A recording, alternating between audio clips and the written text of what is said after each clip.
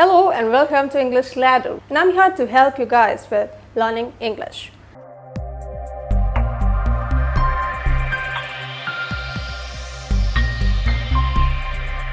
So what are we going to learn today? We'll focus on homophones. What are homophones?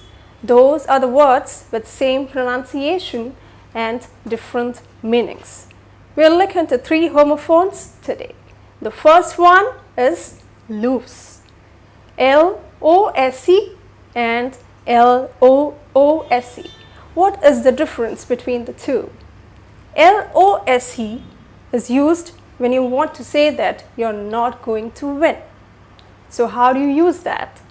So if you are going to play a match and if you're saying, I think we are going to lose the match, which means you're not going to win.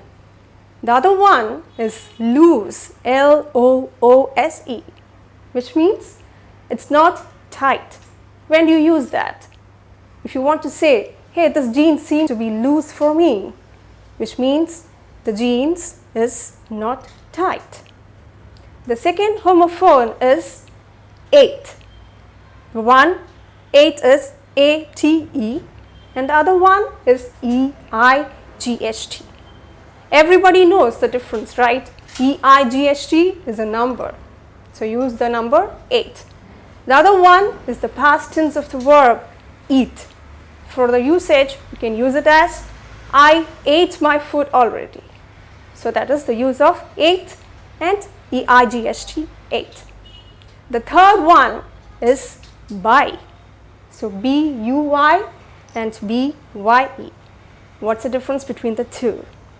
I'm going to buy some vegetables from the market. That is B-U-Y. And the other one is goodbye.